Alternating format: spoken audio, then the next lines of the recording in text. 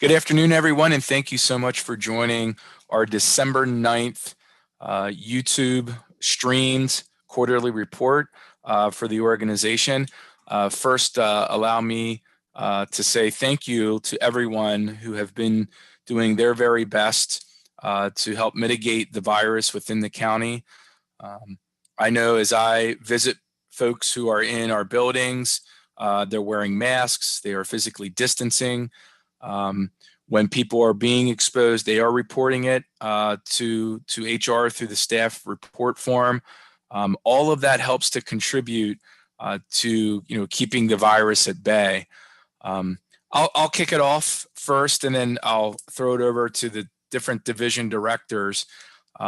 So obviously, the first thing I do need to share is we all know that the numbers continue to climb in Westmoreland County. We have been insubstantial for the fourth consecutive week. And at last look, it was at 436 per 100,000. 100 is the level from where it turns from moderate to substantial. And less than 10 is considered low. So we have a long way to go to get it back to not only moderate, but also under the low designation. In terms of operations at the administration building, we continue to operate under the telework policy and procedures. I would say that probably 95% of the admin building is telecommuting, and also, however, coming in for different things, but again, just to help, to mitigate the virus is one way that we're doing that. We will continue that into the future until we start to see cases come down. If there's one thing that is a positive that comes out of all this, I think we can say with certainty that we have I think perfected teleworking and being able to communicate with each other through Microsoft Teams and the use of Zoom. And again, try not to mix them at the same time, because it's trouble when you try to do that and running two meetings, just from personal experience from the last 5 minutes. But the collaboration is truly amazing that we're seeing across the organization, and utilizing the technology tools that Eric Vaughn and his team has set up and put in place for us. That is going to be one of the many things that will come out of this as very positive, for the organization. And I know that the board continues to support, because we regularly update the board on our operations and the things that we're accomplishing. And we're doing that, at the admin building through, telework. So it is truly amazing for that. Second item I wanted to bring to everyone's attention as a general organization update is, unfortunately, we do have a retirement that is going to be executed here at the end of the calendar year. Cindy Camione, our Human Resources Administrator, is going to set sail into retirement effective December 31st. And so I just wanted to publicly thank Cindy for all of the hard work that she's given the IU since the winter of 2016. She has done a wonderful job to, set the sails in a direction where human resources has truly become a customer service focused department within executive services. I know that Cindy works very closely with Charlene Welshons, and I know both myself and Charlene and Christy within executive services, and on behalf of the directors and the administrative team, we know that Cindy's going to be surely missed when it comes to December 31st and after. Yes, thank you, Char. We have embarked on a search for Cindy's replacement. We are very close to being able to announce who the successful candidate's going to be. That individual is going to begin to work for the IU the first or second week of January. It's not 100%. We're about a 98% right now. Once I hit 100%, then I'm going to be able to share that information with everyone. And I think thanks to Cindy, it's going to be a very smooth transition, and it's going to be seamless. And I believe that the candidate that is hopefully coming on board is going to expand the capacity of HR and really take it to the next level. And we have to thank Cindy and Shar for setting the table for that to happen. So, we are very sad to lose Cindy. We are also very happy to have a candidate that's going to fit right into the team almost instantly with that. Want to thank everyone again for their continued support for Variety Charity and Dressing Down, even though some of you on this very meeting may not be wearing professional pants or no pants at all and may be considered dressed down right now. But the spirit of Variety Charity and our Dress Down Days continues. And so I can't thank you enough for that. And make sure that you wear your buttons and let everybody know, when it's officially Variety Dress Down Days, that, you wear your buttons and continue to support that. We're really looking forward to being able to give bikes away and a My Voice and so on when it comes into the spring, into the summertime. And hopefully we can all be together in the parking lot when that definitely occurs. Other than wishing everyone an absolute wonderful holiday break, it's a well-deserved holiday break for everyone that is coming up. Please make sure that you're taking care of yourself. Please be safe. And I'll return to those types of comments at the very end of our meeting when we conclude. So that ends the Executive Services report at this time. Mrs. Liu, do you have anything from Financial Services Division? Yes, thank you. I'm going to let everybody know we filed our annual financial report for 2019-20 in November. For the 19-20 year, we had $36.7 million of expenditures to report across all of our divisions. We also are in the throes of our annual audit, our external audit with Deluzio & Company, and it is going well. We also are prepping for calendar year-end work. We do numerous year ends. We have a fiscal year end because our financial statements run July to June. And then we have calendar year end work that has to be done because of IRS reporting for things like W-2s and 1099s for our vendors. So that work is underway and getting prepped by the folks in my group. We did have a successful transition to our new financial institution. We switched our banking relationship to First National Bank during the summer, and it's pretty much all done. The next step that we are going to look at, though, is switching P cards from that provider that we have, and that will also go to First National Bank. So hopefully in the very early part of winter, you'll be hearing more information about that if you are a frequent traveler or if you use divisional P cards. We are also starting to pull together information for the preliminary general operating budget for 21-22. I always feel like I'm in a revolving door because I deal with 3 years in a row at all times. But the 2021 or 21-22 general budget will be presented to the superintendents and business managers 6 weeks from today. And then the following week, it'll be presented to our board for the preliminary review. And then the following month, they'll vote on it. So there are lots of things going on. I do want to thank my staff. I have enjoyed working with them for the 4 years that I've already been here, but I can tell you that during this COVID situation, they just kept all the critical functions running. Payroll happened, accounts payable, accounts receivable, folks that never thought that they could really have an opportunity to work remotely or be able to work remotely, procuring goods and things like that. They've done a fantastic job, and I just want to thank them for all of their help. So. Okay, well, thank you very much, Lynn. We appreciate that update. All right, let's move to Eric Vaughn, Technology and Infrastructure Services. All right, thank you. I'm going to share a screen here real quick. So I wanted to, Dr. Conway had mentioned, some of the tools that we have rolled out over the past, several months. Some of these statistics are mind-boggling.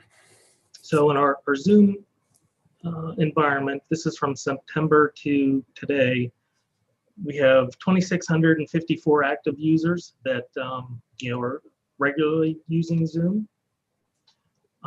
Since March to today, we have increased from 50 Zoom users to almost 7,000 Zoom users. And again, this is across the county, not just IU users.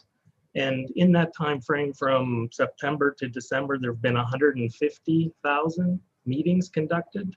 And you can see the number of meeting minutes and the number of participants that have taken part in these meetings. These are some other statistics that we can pull from the system. Usage, again, top meeting minutes by person, and then we can also see the type of devices being used for these Zoom meetings. And of course the Chrome OS or Chromebook is taking the lead on that. Some of the other tools, these are our Microsoft Teams statistics from September to today. So there are various messages between people. The one that sticks out the most are the instant chat or the instant messaging going on. There's been 57,000 conversations happening. This statistic on the lower graph shows the Teams calling that we have rolled out, the voice integration that allows calls to be made, just like you're dialing a regular telephone, to inside users and also to parents, and keeping the lines of communication open. So, that integration continues to be rolled out. And our goal is to have everyone with a Teams number, hopefully within the next several weeks, and just continue to expand these platforms. Another statistic is our Adobe Sign. From March to December, there have been 6,800 documents that have been sent for signature in various forms. These enables everyone to be able to process the documents and get signatures on IEP forms and bills and all those types of things. So this is another tool that we've rolled out, and it's been very successful. In relation to devices, these are the statistics on devices that we've rolled out since March to today. One of the big hurdles was the influx of laptops to make sure everyone had devices in their hands to be able to conduct the remote learning and all the processes and applications that go along with it. In addition, I'm sure Tim will touch on e-Academy, but we did process and prepare 500 laptops for e-Academy. 300 of those were new devices, and then various other remote office equipment so that staff could continue to function. I do want to thank all of my staff. It's definitely a team effort to pull this off, and it's not just the team within the division, it's across the organization, because the technology that gets put out there is only as good as the staff that adopt it and use it in the way it's intended to be used. So again, I'd also like to thank custodial staff. They've been doing a great job keeping everything clean and doing their best to keep up with everything through this time. So yeah, Eric, I couldn't concur more. Of all of the comments that you've made, and with custodial staff, we've been short in terms of staff. We're not at our normal numbers, and they have been working their tails off to keep everything clean, for us to be able to come into the buildings and do what we need to do. So yeah, can you go back to that Zoom slide? Sure. So I think maybe when we eventually do have an all WIU in service celebration day again, you may want to consider having like a top 10 Zoom user award of some kind. Who is labeled as #1 there? This is Chris Cooley. I don't know what district where they're from, but yeah, this is, so for that meeting, I can try to narrow down and pare down just IU staff. And so this actually is all of the Yeah, districts that yeah, use Zoom. yeah, Gotcha. yeah, So it's a yeah. larger pot than just Just, because, yeah, there it is, 2654 with active users there. yeah. But 153,000 meetings. That is just incredible. Yep. That is incredible. And then if you go to the next one with was that Teams that you then shared? Yes. So the number of conversations, so that's chat messages, which is 57,000. Right. And then these are the different types of, within a channel, if there's a team and a channel, there's communications within that channel as well. Mm-hmm. Pretty impressive. And then if you go to the next one, that was, what was that one then? Oh, Adobe Sign. So, Now, and that is just organization specific, right? yeah, this is just the IU. Yes. And what an incredible chart there to the right where you see, it just spikes, and it's still early in December. That's why December is not as high as it is. But yeah, what those three tools have, and if you think, if I said to you a year ago, Eric, hey, I'm going to ask that you fully implement Adobe Sign, Zoom, and Teams, you probably would have never thought you would have these type of numbers, after a year. Yeah, it definitely, it's a shame that we were thrown into this, but it did help us adopt, a lot of platforms that may have taken a lot longer to roll out. And, the platforms have proved themselves, but, the staff utilizing them also proved that, that the functionality is there. Yeah. And it ties back to, what Lynn's working on and beginning to create the general operating budget, which, the district support, any shortfall of revenue, the more that we show our districts the value of the tools and the processes that we can offer them, the more they buy into the brand of the intermediate unit. So we're all interconnected. All divisions, work together to create this brand. And I think the brand is very strong right now for our school districts. They are coming to us more and more for advice and solutions than they have ever before. And so, that's kudos to all of the divisions from that. Eric, is there anything else that you want to share? Thank you for your comments. That is all. Thank you. All right. Let's move over to Tim Hamill, Curriculum Services. What do you have for us today, Tim? Right. Well, Eric gave me a great segue here because my day today started in a Zoom room with first graders. And as I'm in that room, one of the things that kept crossing my mind was if somebody had said a year ago that you have to prepare to teach first graders online in a virtual environment using a web platform such as this, most people would have said, no, you can't do that. So I think it's really amazing how people have risen to the challenge. And, those numbers, although they're huge, I'm not surprised because so many educators out there are working with this tool and using it to teach students. It's really amazing. And and I'm not kidding you, I was truly blown away by how effective the teacher was in the classroom and how effective the students were at operating. They were muting and unmuting. They were, turning their cameras on and off and doing it better than some adults I've seen in this environment. So it's truly amazing. All of this, comes from the fact that, of course, our teachers out there are thrown into completely different situations. And, our online numbers continue to grow because of the continued uncertainty and things that are going on. So we're currently with eAcademy, we're approaching 3,000 students, which, if you look at that size, we're now bigger in eAcademy than some of our school districts are in numbers, the number of students that we serve. And these are, students that are taking full-time loads with nearly 15,000 different course enrollments at this stage in the game. It's a huge change in numbers for us. We typically, our averages are around 800 or so, 900 students a year.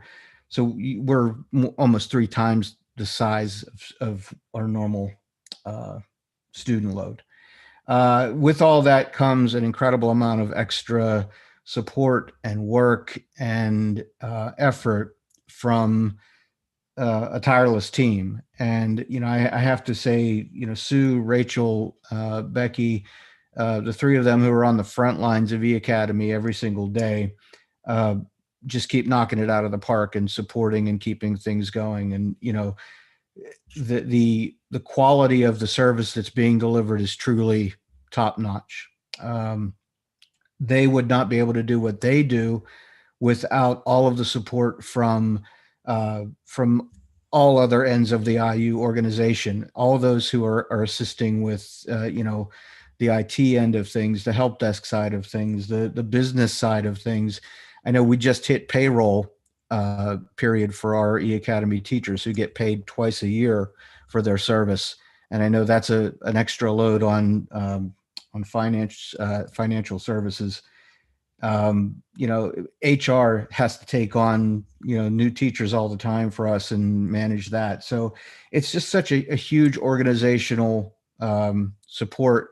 And it's not just curriculum services that keeps it flying. So I just want to say thank you to everybody for allowing us to continue to operate at such a high success rate. It's not been easy. And I know, Becky told me today, she said, I got to start thinking about some vacation. I said, yeah, I think you do.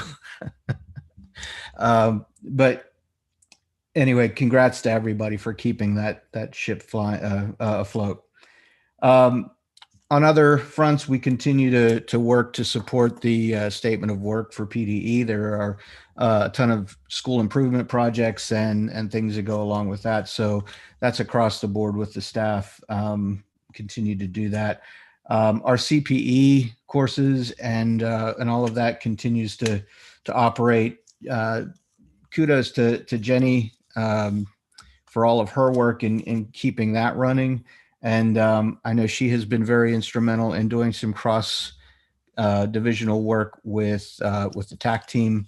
TAC has been, I know, upping the ante on the number of courses they've been building and creating lately. And Jenny's been working hard to coordinate that. So much appreciated on that end. Some exciting stuff for ESL. Joe and his team have been adding some new services. We recently brought on Franklin Regional and Greater Latrobe School Districts, not for just student service, but also for support service, working with them on testing and other elements of support for their own internal programs. So that's work we've never done before. And it's work that we're certainly capable of doing. It's just it just signals the kind of growth we were seeing in the supports that we're offering. Of course, Jason and Joe continue to operate our principal groups and keep that running, doing a great job of that. We have Jason operating the First in Math program. It's something we implemented for our schools. It's going quite well. Another thing that our team has taken on is we've been working directly with Greensburg-Salem School District to rewrite their elementary math curriculum. And it's been some really exciting work for us. And we're really thrilled that we've been invited to come back many, many times with them and keep working with them on the development of that. So it's again, a testimony to the quality of support that the team provides them.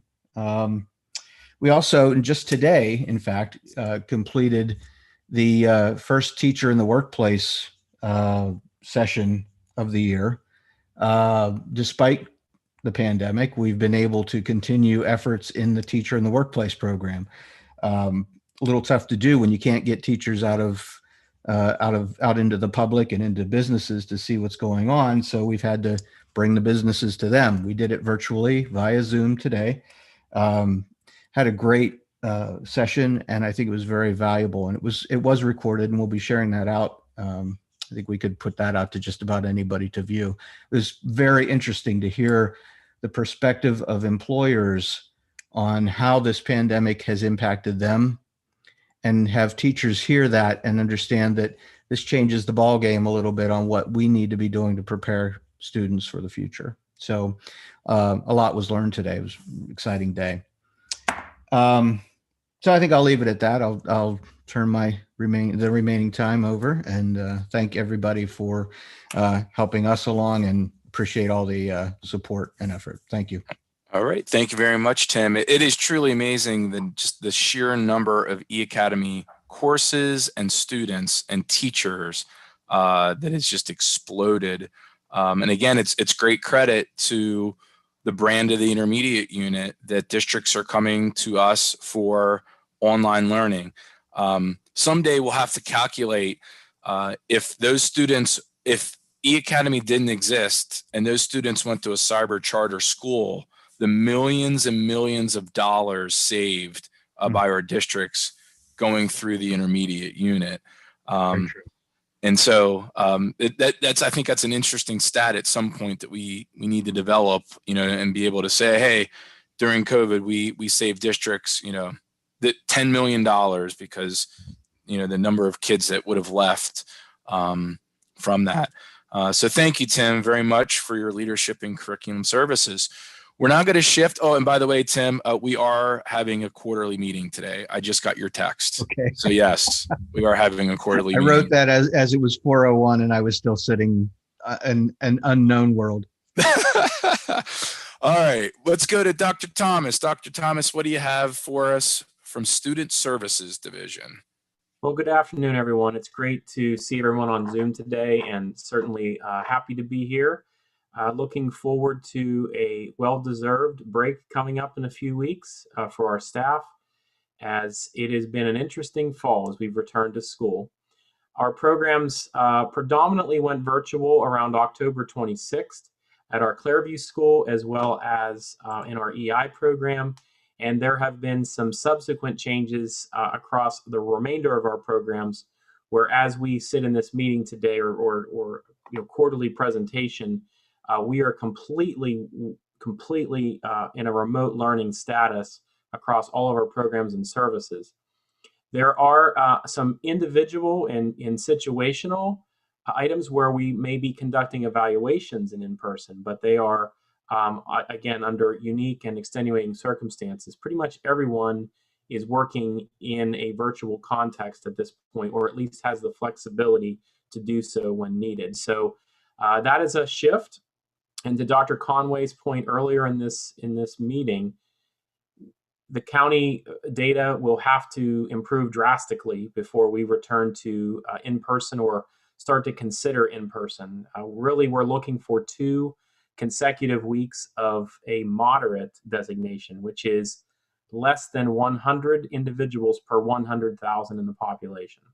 So we'll continue to monitor that, and we're looking forward to bringing kids back to facilities and putting children and students and families and teachers and therapists together again. But we look forward to that day. So moving on, I do want to acknowledge some best wishes to people that are joining other organizations or have actually already moved on since our last quarterly meeting in September. Melissa Klug, who is an educational consultant on our TAC team, has joined the team at Patton Pittsburgh, also as an educational consultant. And Melissa is definitely a resource for us to use, since we use Patton Pittsburgh even in our own region. Kristen West, who is a speech-language pathologist in the early intervention program, will be joining the faculty of Edinburgh University of Pennsylvania. I know that there is at least one of my colleagues on this call that's probably ready to give a shout out as an Edinburgh graduate. But certainly we are happy for Kristen to be joining. And again, she's a friend of the IU. She's an ambassador for the IU network and system. And we are happy to be having Kristen join that team, because she will be a resource for us even beyond our wall. She's our friend and colleague. And finally, Kira Matichak, who is currently a school psychologist across the Menneson School District and our non-public schools program, is heading out here right before the holiday to join the Sharon Area School District And we wish Kira all the best as she makes the transition back to a school district school psychologist. So best wishes to Melissa, Kristen, and Kira as they move on. We also want to say welcome to a few new people, and I hope I haven't missed anyone because there's a long list. There's been a busy HR fall. Since our September quarterly meeting, we've welcomed Emily Dencher, who is a school-age speech language pathologist, to our team. Emily currently is working in the Norwin School District as an SLP covering a full caseload of students in speech. We welcomed Dr. Tyler Roberto as an educational consultant. Tyler hails from Pittsburgh, Pennsylvania, and has worked in the charter schools of Pittsburgh and Ohio. And she will be coming to, has already arrived to us around December 1st. We're happy to have Tyler on our team. She is the direct replacement or successor to Melissa Klug's position on the TAC team. We are growing in non-public services, and here's sort of the rundown. So just this week, Mr. Todd Surloff joined us as an elementary and secondary school counselor that will be supporting the non-public program with school counseling. And Todd will be working all across our non-public schools, providing itinerant school counseling and building programs in those particular areas. And as a little bit of restructuring, you heard me say earlier that Kira is heading to the Sharon Area School District as a school psych, and with also knowing the uptick of needs in school psychology that continue to push us to grow as a division and as an IU, we will be welcoming Jennifer Little and Dr. Haley Noonan, both as school psychologists, who will be working across school districts and the non-public program here by right after the holiday in early January. So we will welcome Jennifer and Haley to our team as well. And finally, we welcome Kayla Mallon, who is a new classroom assistant that we have at the Jeanette McKee Young Learner Center. And when we return to in-person, we'll be able to spend more time with her in person, but right now she's working in a virtual context. The last item I'd like to share today is one of our newest additions, which is actually not a person, but is actually a new van. So I feel like I'm on The Price is Right here. The new van is a 2020 Ford Windstar van with a large rear door and has very nice in things inside. We call that pleather, or sometimes people call that convenience leather because it cleans up a lot better than cloth. You'll notice in the back of the van there are seats that fold up, and those are strategic because we have a step area in the front for transporting our students. You'll see that the van has large rear doors and then also a wheelchair lift. And this particular van will be used at our Clearview School, as well as our work discovery program or any other small scale transportation across the county where we do not need to have specific bus transportation. It could carry employees as well as it can carry students, but the goal here is predominantly we're trying to reduce our transportation costs, and by investing in a van and doing some of this work for ourselves rather than contracting out for buses, we're very happy to have this on point. Again, it is a wonderful addition. We have not had this kind of flexibility to use in the past, and we're excited to add the van as yet another addition and growth point for student services and for the intermediate unit proper. So thank you, Dr. Conway. That's my update. All right. Well, thank you very much, Dr. Thomas, and appreciate the update there. All right. So before we conclude for today, we'll take any questions from anyone that is joining us on the Zoom call. Feel free to enter any questions into the chat room, or you may unmute yourself and pose any questions that you might have for us today.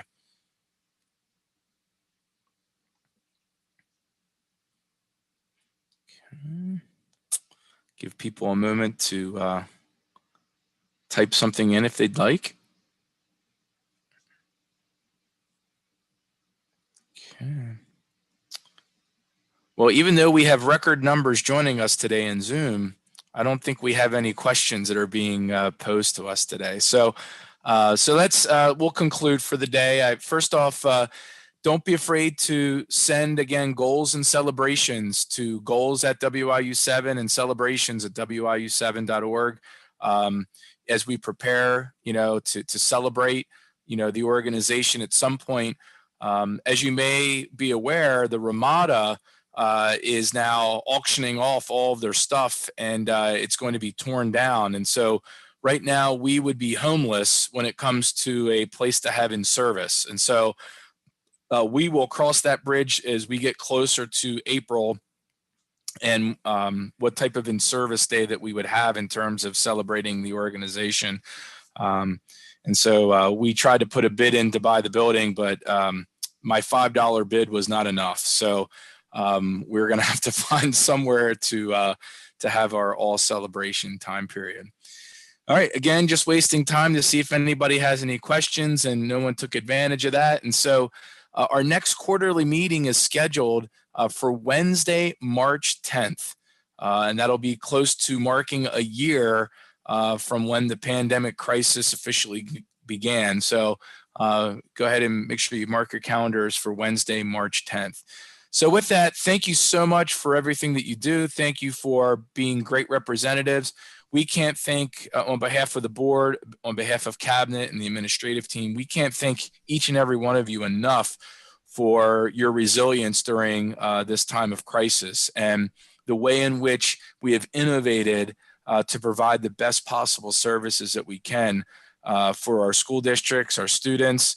It truly is an amazing time, for us. And if you think about, what we've said from the very beginning, first off, we needed to react to what was thrown at us.